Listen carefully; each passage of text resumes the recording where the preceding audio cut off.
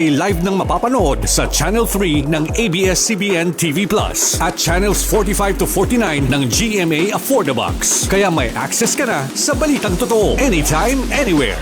Sa radyo, sa social media at TV. Radyo Pilipinas, 738 AM. Paano nga ba mag-register para magkaroon ng schedule sa Bagong Pilipinas Presidential Action Center? Narito ang mga dapat gawin. Gamit ang iyong mobile device, pumunta sa eGov.ph app.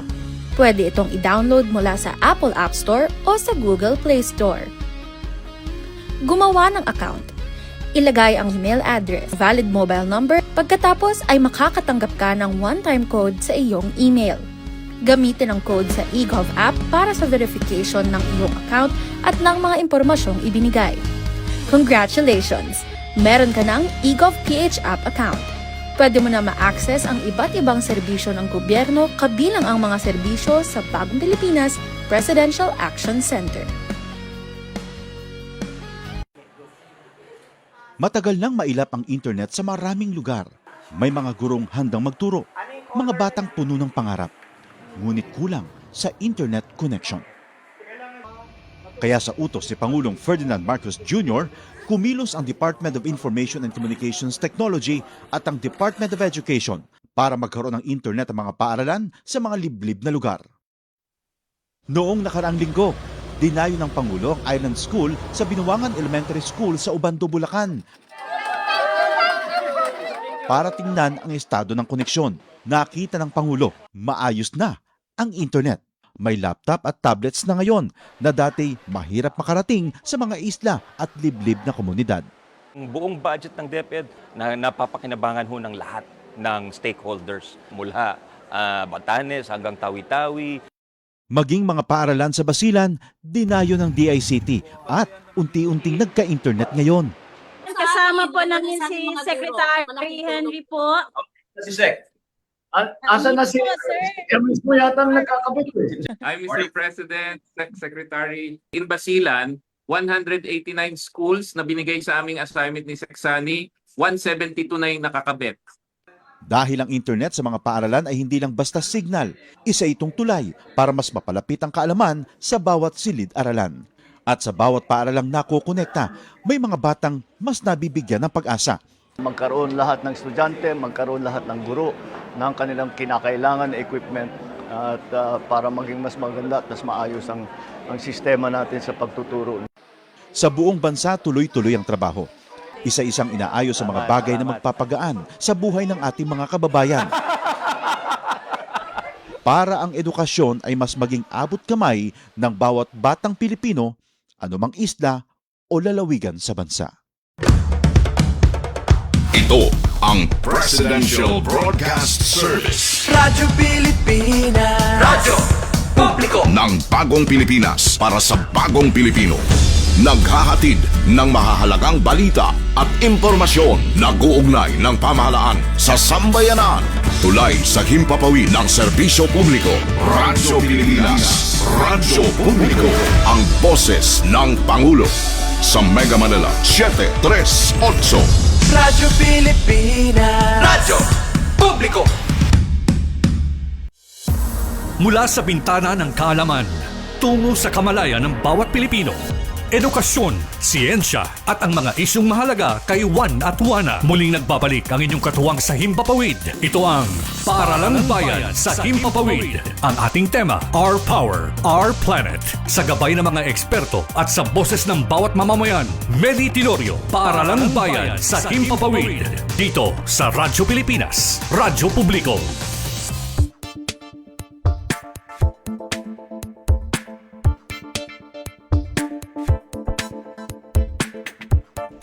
Okay, so muli po, magandang hapon Pilipinas. Welcome po sa ating Paaralang Bayan sa Himpapawid. Ulitin ko lamang po, isang maunlad, makabago at mapagpalang hapon Pilipinas. Welcome po sa ating Paaralang Bayan dito po sa Radyo Pilipinas, 738 po sa inyong mga talapihitan. Ano po? At ngayong araw pong ito, very interesting po. O sa bagay, puro naman very interesting ang ating mga topic. Pero gusto ko lang pong ibahagi sa inyo na ito pong ating mabilis na pag-unlad ng teknolohiya ngayong 2026 ay hindi na lang po basta pangarap una sa pelikula. Ano po? Ito pong Artificial Intelligence or AI. Ito po ay bahagi na ng ating araw-araw na buhay, edukasyon, negosyo at pamamahala. Okay. At ngayong hapon po, isang napakalaking karangalan para sa ating programa ang makasama ang isa sa mga pinakadinadakila at pinangaralang pinuno sa pamahalaan.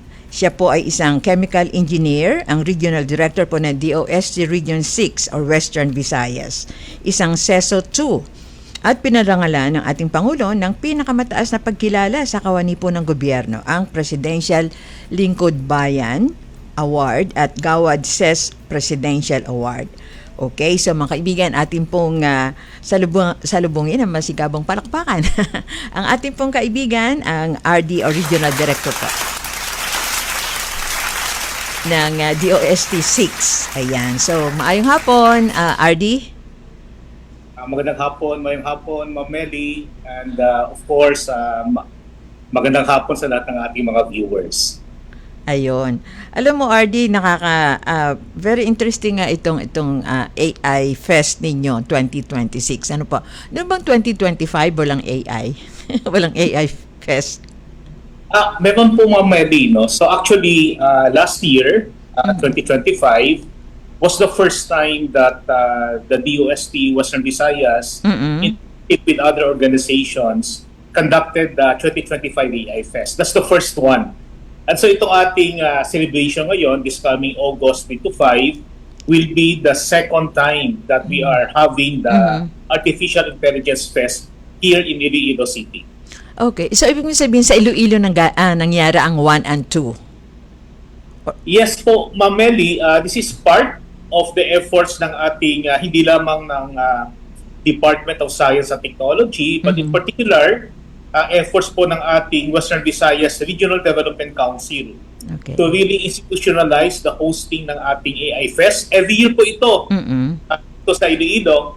And of course, yung layunin nito ay talagang may pagkita natin sa ating mga kababayan yung iba't ibang mga developments natin sa larangan ng AI Fest, rather sa larangan ng artificial intelligence, not only in the Western Visayas region, but also in essentially all parts of the country, Ma'am Meli. Ayun, okay.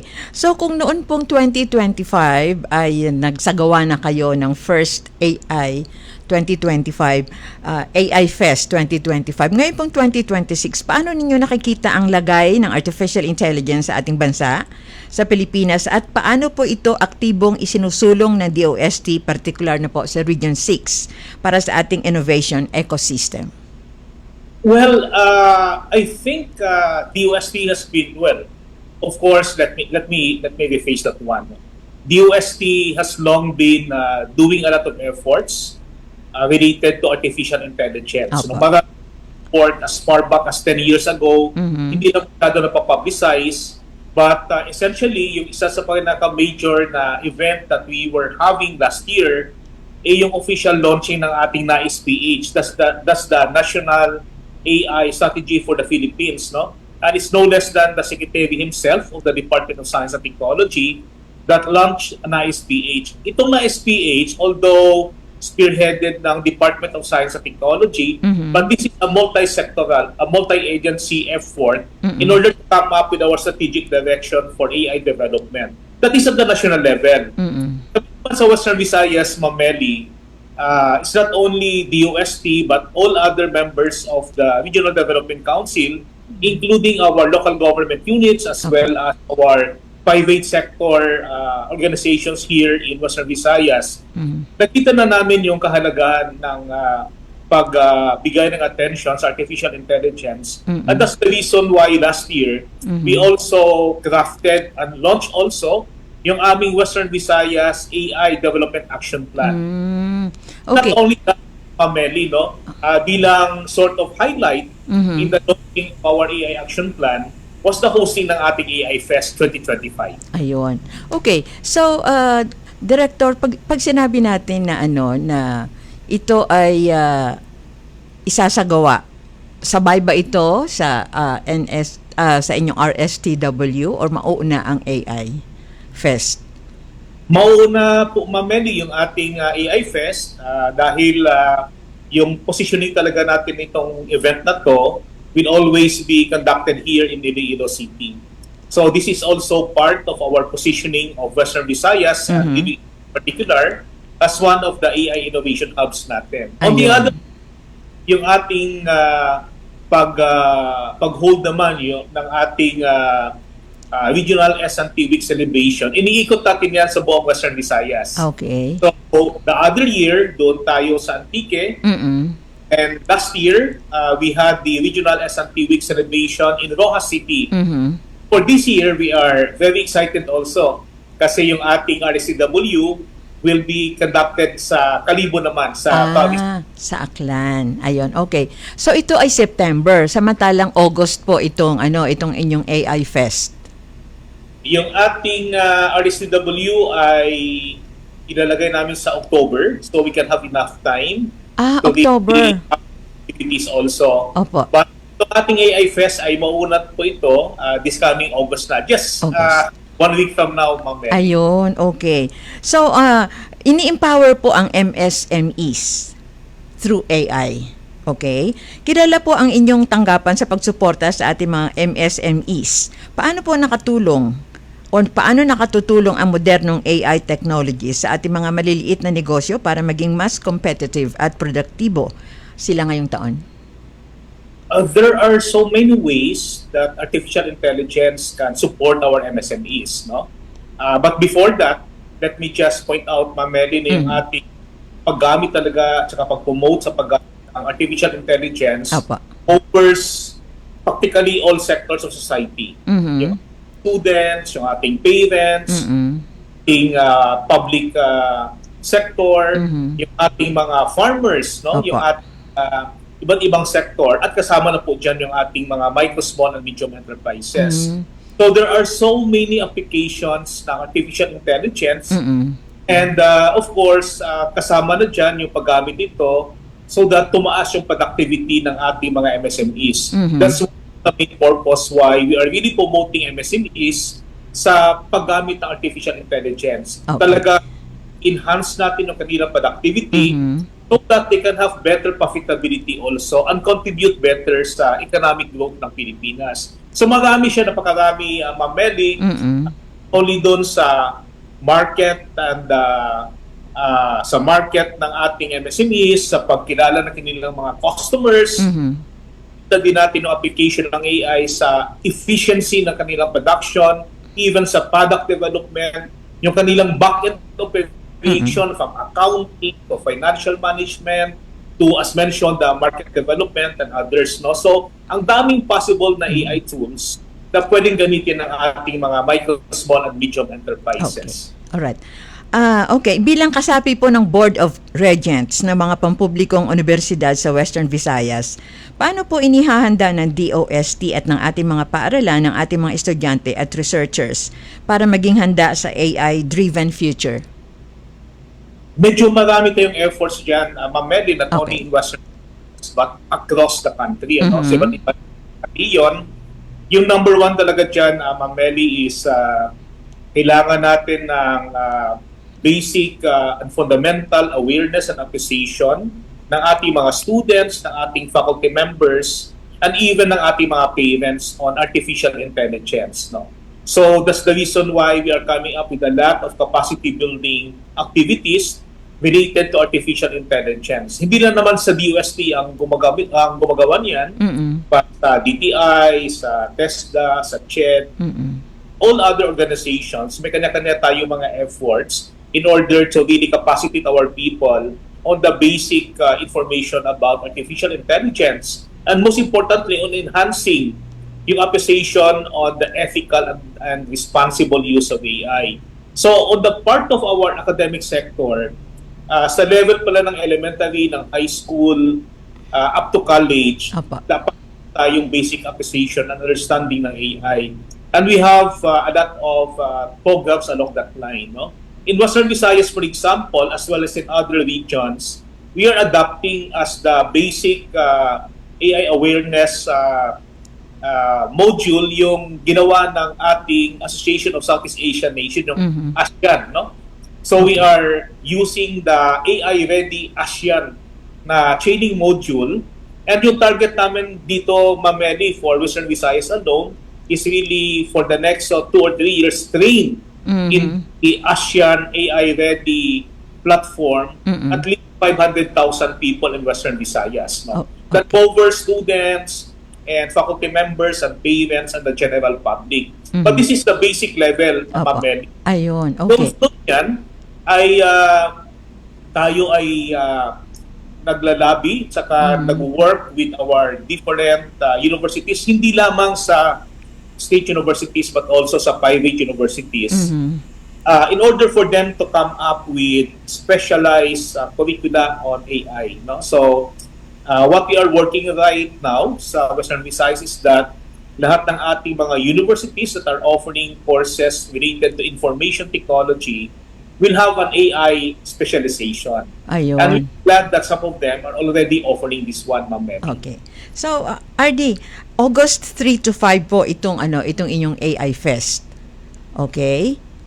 August 3 to 5. Tama po, Ma'am Mary. Alright. So, kung ang layunin po ay gawing regional, national, at ASEAN level AI hub ang Western Visayas at ipromote ang ethical, practical at responsible AI sa governance, education, industry at creatives. Ano po yung mga major highlights na maaari po nating matunghayan yan po sa inyong fest? At ito bang yung mga nasa eskwelahan, elementary, secondary and tertiary ba kasama? Libre ba ito? May bayad ba yan? Well, yung ating AI Fest has so many sub-events, Ma'am Meli, no? Ang pinaka-major natin will be yung ating technical conference. So, this will mostly be attended by participants coming from the education sector, from the government sector, as well as the private sector. And we are talking here of professionals who are engaged in the AI sector, regardless whether they are into it as creatives or researchers or faculty members, no?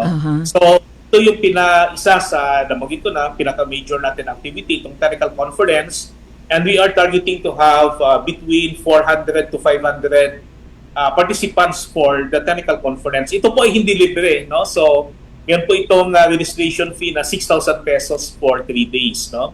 Okay. However, ano yun, one person for 3 days or one event lang? Yung technical conference registration fee is 6,000 per person for 3 days. Ayun. Okay. So, ibig niyo sabihin, kahit na saang eskwelahan siya manggaling, anong grade niya, anong course, ay po pwedeng sumali kung meron siyang 6,000. Ma'am Meli, yung target natin dito are the professionals actually. Okay. For the technical conference. Point out that aside from the technical conference, we have so many other activities. No? Like for example, for the students, we have particularly events like we have the AI Hackathon. This is targeted for our college students. So ito naman, yung activity na to, may competition tayo sa mga students. And there's also a category na medyo open category siya.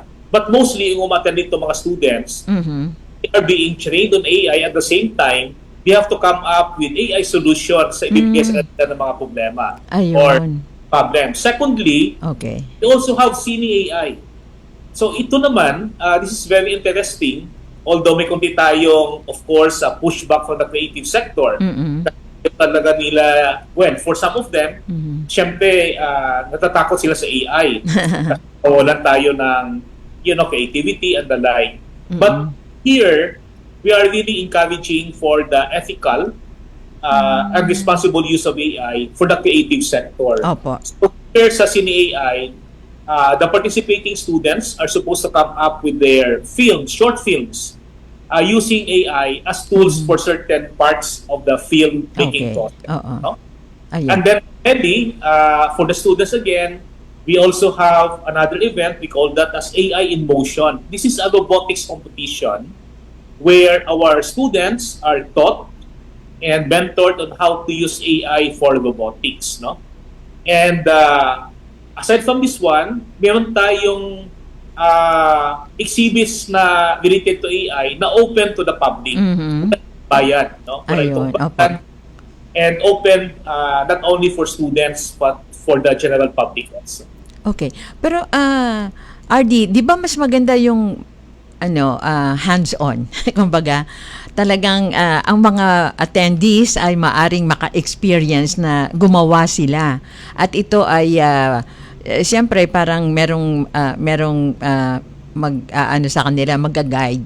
Pero ito mga pangunahing paksa tulad halimbawa ng generative AI, machine learning, AI ethics at AI sa edukasyon o agrikultura.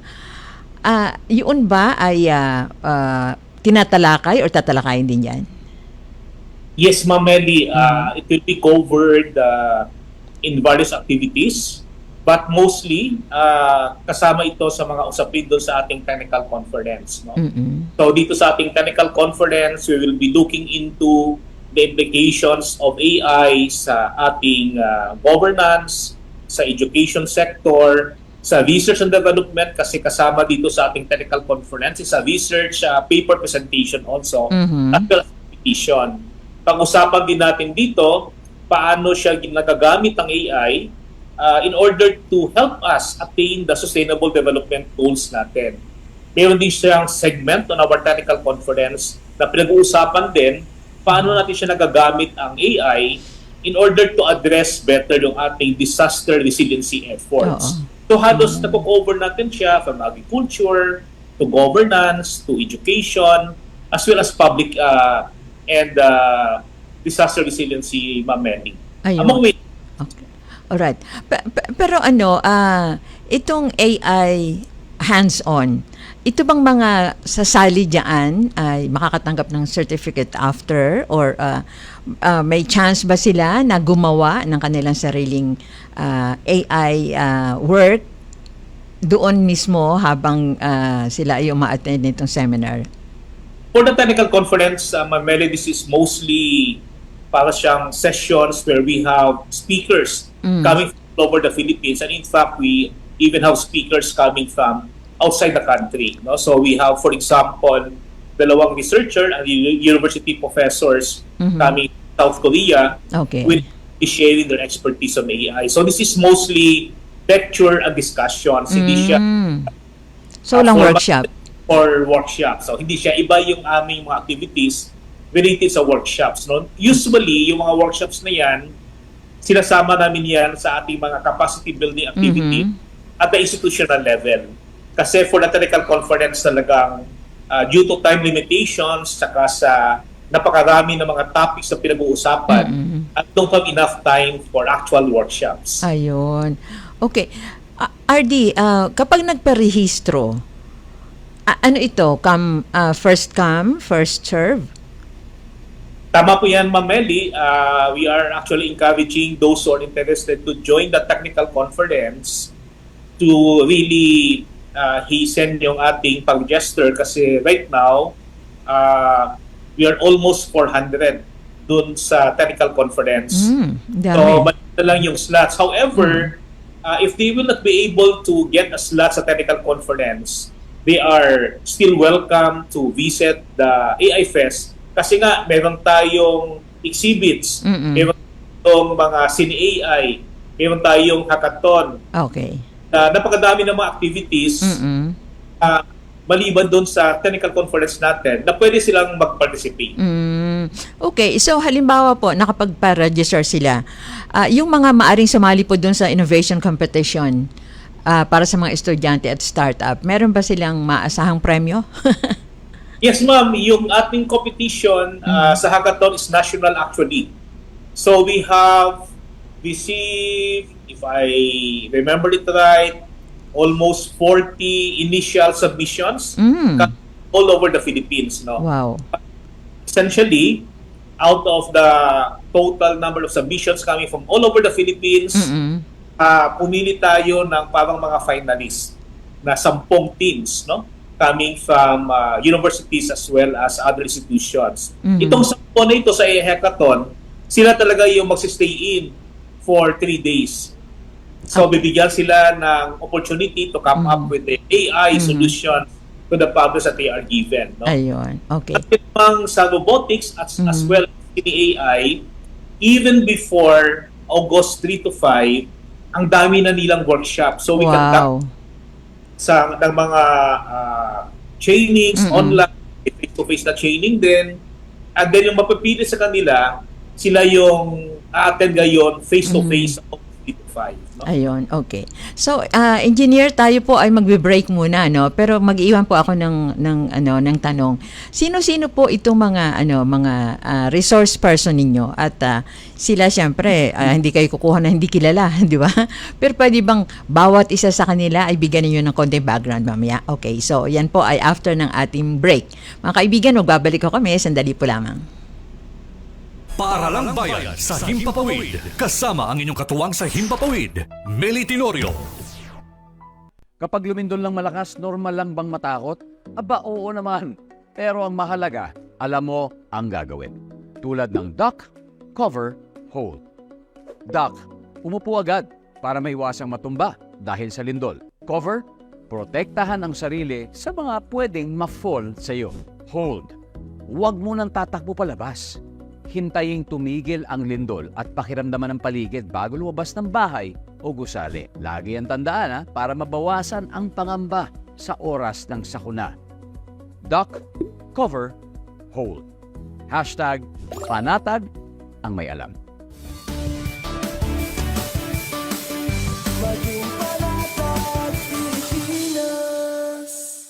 Sampung taon matapos ang makasaysayang arbitral ruling, nananatiling matatag ang paninindigan ng Pilipinas sa pagtatanggol sa karapatan nito sa West Philippine Sea.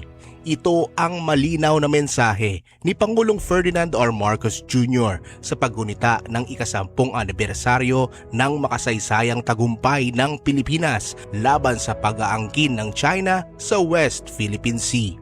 Matatandaan na noong July 12, 2016, pinaboran ng Permanent Court of Arbitration sa The Hague ang Pilipinas sa isinampang kaso nito laban sa China dahil sa pag-aangkin nito sa mga bahagi ng karagatan na sakop ng acting teritoryo. Sa naging desisyon ng Arbitral Tribunal, nakasaad na walang legal na batayan ang 9-dash line claim ng China sa malaking bahagi ng South China Sea. We stood before the world to assert a timeless, universal principle that disputes between nations must be resolved not through coercion, not through the threat or use of force, but through peaceful means and the rule of law. Bagamat hindi kinikilala ng China ang arbitral ruling, iginiit ng Pangulo na mananatiling matatag ang Pilipinas sa pagsusulong ng karapatan nito sa diplomatikong paraan at alinsunod sa international law. For the rule of law is a great equalizer of all nations. It ensures that right is not defined by might, that justice is never dictated by the relative size of a nation's territory, military, or economic power. At its heart, this award is about people. When we defend the rule of law, we are not merely defending lines on a map. We are defending the lives, the livelihoods, and the future of our peoples. Ang ika-10 anibersaryo ng 2016 Arbitral Award ay paalala sa bawat Pilipino na ang ating paninindigan sa West Philippine Sea ay hindi lamang usapin ng teritoryo. Ito rin ay paninindigan para sa kinabukasan ng sambayanang Pilipino. Para sa bagong Pilipinas, Quincy Kahilig, Radyo Pilipinas, Radyo Publiko. Tungo sa bagong Pilipinas. Sona 2026. Isang taon matapos ang ika-4 na State of the Nation Address ni Pangulong Ferdinand R. Marcos Jr. noong 2025, mas pinalawak pa ang abot ng Walang Gutom program, alinsunod sa layunin ng Pangulo na wakasan ang kagutuman sa bansa. Bilang suporta rito, inilunsad ng Administrasyong Marcos ang Walang Gutom Kitchen na araw-araw naghahain ng mainit at masustansyang pagkain para sa mga street dweller at iba pang kabilang sa vulnerable sector. Target ng DSWD na magtatag ng kabuuang 12 walang gutom kitchen sa iba't ibang panig ng bansa. At as of July 2026, umabot na rin sa 219,304 individual at pamilya ang nasilbihan ng libreng hot meals sa ilalim ng inisyatibong ito. Nagpapatuloy rin ang distribusyon ng electronic benefit transfer cards na may 3,000 pesos food credits na maaaring gamitin sa pagbili ng piling pagkain sa mga akreditadong tindahan at kadiwa stalls. Samantala, nitong Hunyo 2026, isang substitute bill ang inihain upang gawing permanenteng programa ang walang gutom program ng DSWD. Layunin nitong matugunan ang involuntary hunger, suportahan ang mga low-income household, at higit pang palakasin ang lokal na produksyon ng agrikultura sa bansa. Pangako sa bayan, tungo sa bagong Pilipinas.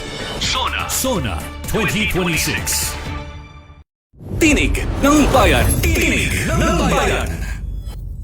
Sa direktiba ni Pangulong Ferdinand R. Marcos Jr., narito ang isang kwento ng pag-asa mula sa isang benepisyaryo ng serbisyo ng gobyerno.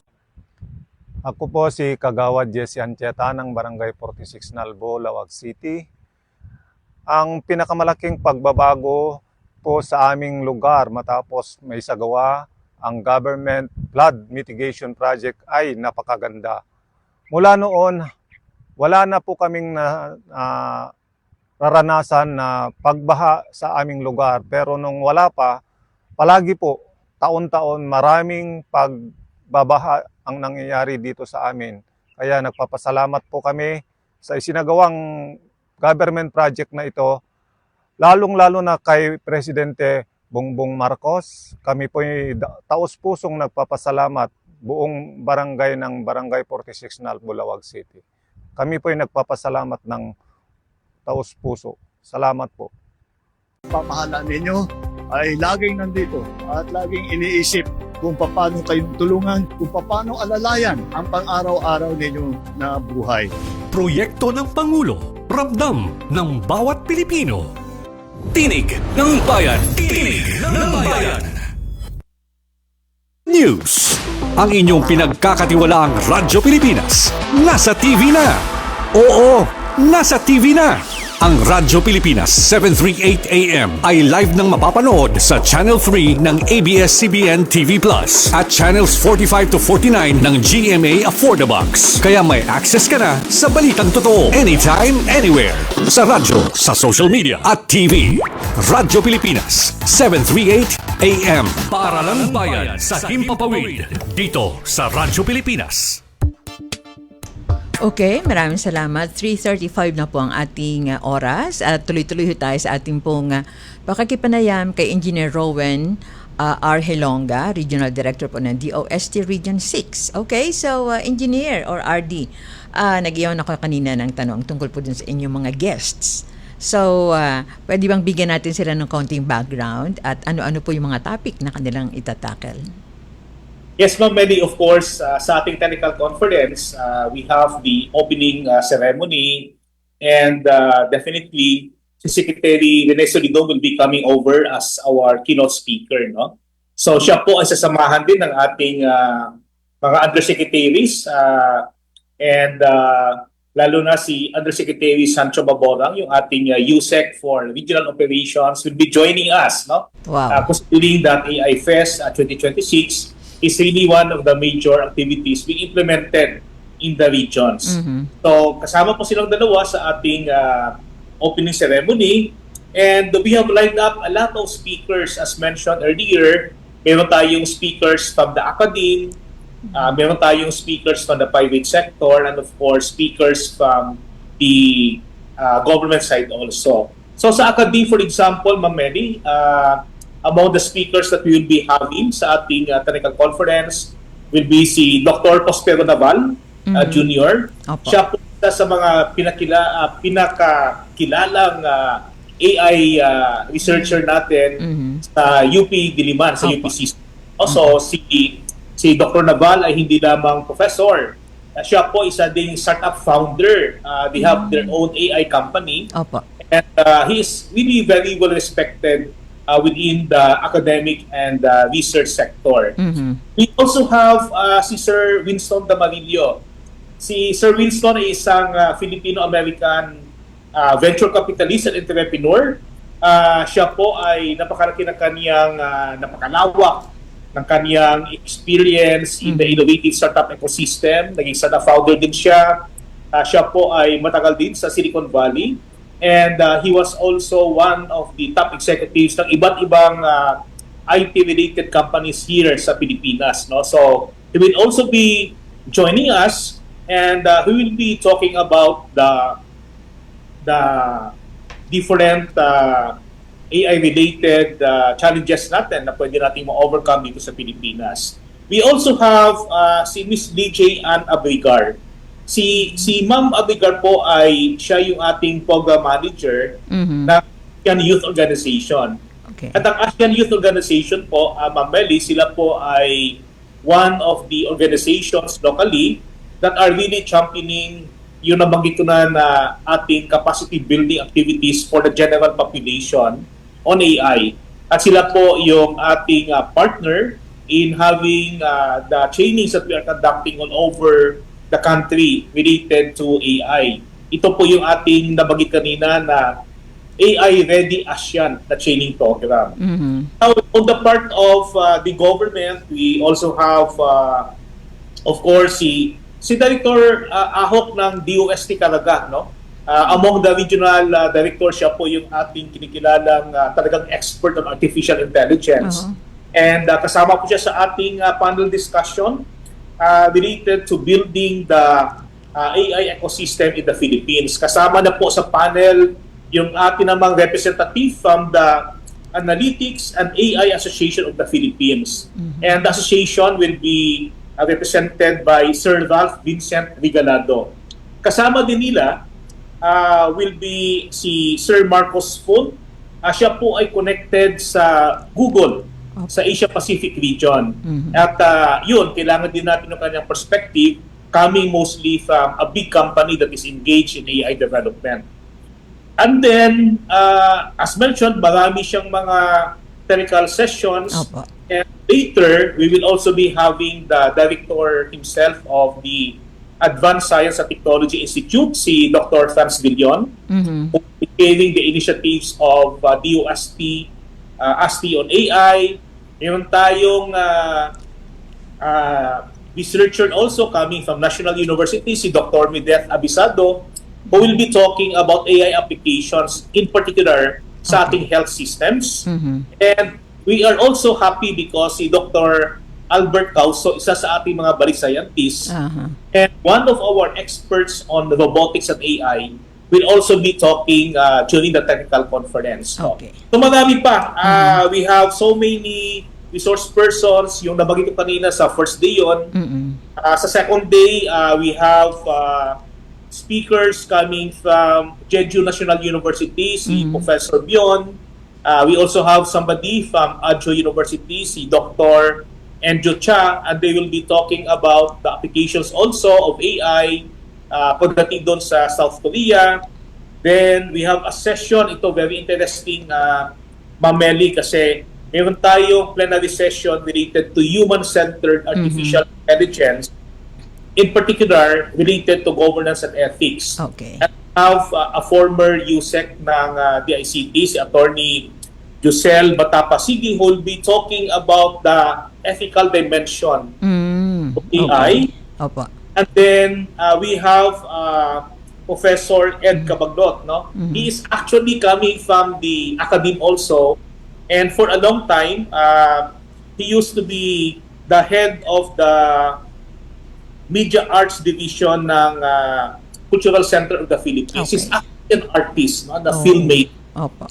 And napaka-interesting na kanyang topic, Ma'am Meli. Although he is advocating for the use of AI in the creative sector, yung kanyang topic talaga, yung sabi niya, the future of creativity is still human. No? So yun yung kanyang topic, and as we have promised, yung ating technical conference will not only deal with the technical side, but really cover almost all dimensions of society that can benefit from AI. And then, I don't know. So, medyo marami siya. Okay, marami. Sige po, siguro yung mga a-attend dyan ay matutuwa dahil talagang marami silang matututunan. Pero balikan po natin kasi kung noong 2025 ay meron na kayong AI Fest at ngayon nga 2026. Ito ho ba nagagamit natin practical diyan mismo sa Region 6, halimbawa sa DOST 6? At ano-ano po ito mga proyekto ng DOST na gumagamit ng AI para sa Western Visayas? Kung ibig sabihin, pwede ba natin silang, we should walk the talk, di ba? So kung ganyan po, ano po mga project or mga proyekto po ng DOST Region 6 ang talagang ginagamitan po ng AI? Well, sa Western Visayas, mostly we are partnering with our state universities as well as private universities also in coming up with AI projects. No? Mm-hmm. So, it takes time naman yung pag-mature na ating technology. But right now, I would like to talk on two specific projects that we are collaborating and we are hoping na talagang ma-roll out na namin siya this year. The first one, of course, is we are coming up with a digital solution. Yung tawag that is Palay, no? Okay. PAL tapos AI. Parang siyang Palay with AI at the end, no? So ito, Mameli, yung project na ito, dinidevelop namin in partnership with Aklan State University as well as Tapi State University. What we intend to do here is use the AI-powered system in order to do quality control ng palay before they will be milled. Ayun, okay. So, you are familiar sa agriculture sector, yung mga farmers natin, dadalhin yung kanilang palay to the mill for milling, to the rice mills for milling. Actually, parang visual inspection ng ating mga tao doon sa NFA and other mills. Titingnan nila yung quality ng palay mo and then based on the quality, lagyan nila ng grade yan, saka yung payment sa mga farmers sa palay owners will be based on the grade. Yung gagawin natin ngayon, i-power natin ang AI to minimize human error. Ayun, so, okay. titingnan natin yung picture ng palay and then based on that, i-grade natin siya. We have another ongoing project kasi ito yung these are, as you have mentioned, practical applications of AI to support our local industries. No? You're aware, Mamedi, on the importance also of the natural fibers and textile industry in Western Visayas. No? Okay. In particular, yung ating pinya fiber at saka pinya textile. So we are applying also AI on this one. We are coming up with Hibla text, no? And ito, image recognition din siya. Gagamitin natin yung AI natin na tool in order to take a look at a swatch ng fabric and then we can already come up with a quality assessment niya. Okay. But natin yung density ng fibers at the same time, eventually, we're coming up with a version where we can identify whether the fabric is synthetic or whether it is made of natural fibers talaga. Opo. So this will be a big help to our local industries. Ayun. RD, napakarami at hindi ba masyadong high-tech? Nakakatuwa kasi ang Region 6 ay talagang you are into AI at nakakatuwa dahil nga sa parang ang mga tao dyan ay familiar dito sa AI na ito at kung meron mang mga natatakot gumamit nito, siguro kung attend sila dyan, maliliwanagan sila, di ba? Okay. Tama po yan. Opo.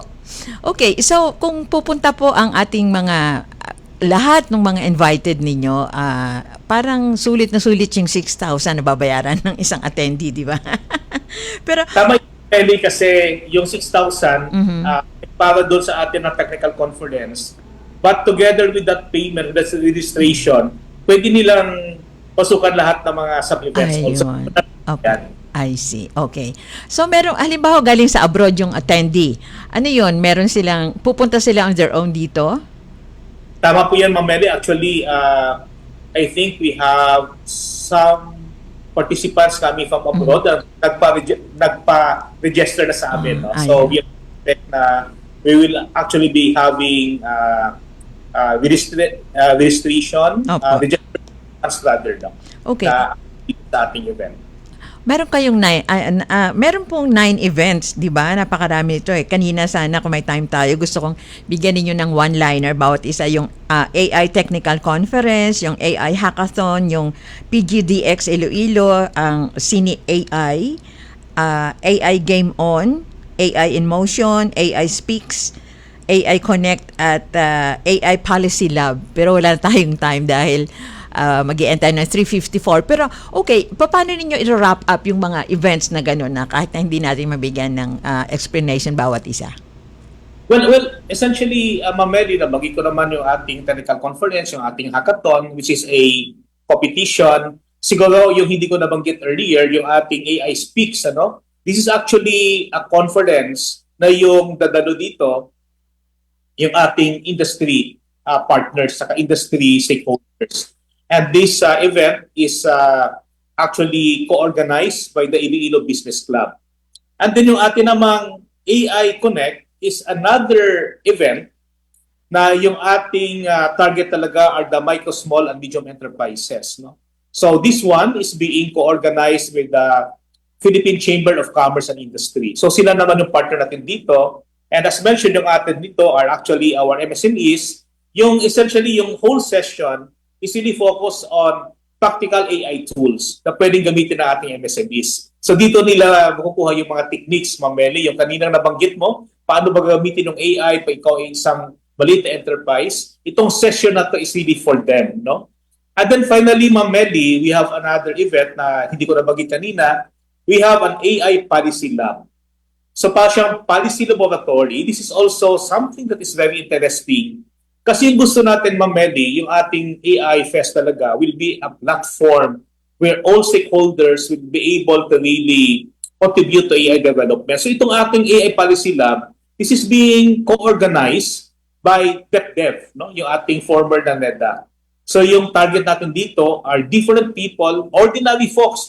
By representation tayo from the academe, from the farmers and fisher folks, and from the general public. Tapos yung policy lab natin is actually a workshop where they will help us craft policy recommendation. At pagdating sa ating last day, Ma'am Meli, sa ating closing ceremony, ipipresent namin lahat ng mga policy recommendation na nanggaling hindi lang dito sa policy lab, but sa ating AI Speak, sa ating AI Connect, sa ating hackathon. And then we come up with policy recommendations that we will present to the appropriate stakeholders, Ma'am Meli. So, in a nutshell, ito yung iba't ibang mga activities that we will be having as part of the AI Fest 2026. Alright, RD, dahil ang Iloilo ay talagang parang marami ng kaalaman tungkol sa AI. Nakikita ba ninyo sa mga estudyante, halimbawa sa mga elementary, familiar ba sila dito? Ibig sabihin, hindi ba sila gumagamit ng AI na, makakasama at maaring mag-create sa kanilang mind na kung ano-ano na pwede silang maging violente? Ma'am Meli, I will not claim na very advanced kami sa appreciation at sa paggamit ng AI. I think we are just at the same level with all other regions in the country. No? Okay. Siguro yung masasabi ko lang is that since hindi pa masyadong na-optimize saka na-maximize yung paggamit ng AI, ay kami dito sa Western Visayas, buo kami sa Western Visayas Regional Development Council, nag-i-insert talaga ng effort na pataasin yung level ng appreciation namin ng AI. So I will not claim na advanced kami compared sa other regions. We are at the same level. But marami kami ginagawa para eventually magagamit namin sa tamang tataan yung AI. In response to that, Ma'am Meli, isa talaga sa anchor activities namin, not only yung pag-craft ng ating AI Development Action Plan for Western Visayas, ito siya. No? This is our AI Action Plan. Opo. But important, Ma'am Meli, we came up with the Western Visayas Artificial Intelligence Governance and Ethics Policy. Okay. We believe na dapat ang AI should fundamentally start with a basic appreciation on how to use it ethically and responsibly. Kasi napaka-powerful na technology. Yes. Oo. Ma'am Meli. So, we would like to anchor every activity that we have, whether it is on research and development or human capital development or promoting the use of AI sa business and public sector, we would like to anchor everything on a basic governance and ethics policy. That's the reason why last year we have this document which is now being utilized by the different RDC members sa Western Visayas. Ayun. Okay, so RD, maraming salamat at good luck. God bless sa inyong AI Fest 2026 at sana yung inyong layunin ay makamtan, na gusto nating maging maalam tungkol dito, na maaari nating gamitin sa mabuting paraan para umunlad ang ating pamumuhay. Okay, so God bless po at maraming salamat at hanggang sa susunod po nating pag-uusap dito po sa ating palatuntunan. Okay, sa mga kaibigan, magpapaalam na tayo. Yan po ang ating panahon, si Engineer Rowan Helonga, Regional Director po ng DOST Region 6 sa Western Visayas. Okay? At maraming salamat siyempre sa ating mga kaibigan sa technical. Dito po si Orly Lopez, si Joy Timidan at ang ating EP, si Tess Ramirez. Ako po muli si Melly Tenorio hanggang susunod pong Sabado sa isang edisyon pa rin po ng ating Paaralang Bayan sa Himpapawid. Bye-bye po. God bless. Ang tabayan na po ninyo si Mr. Medina sa kanyang pong TikTok.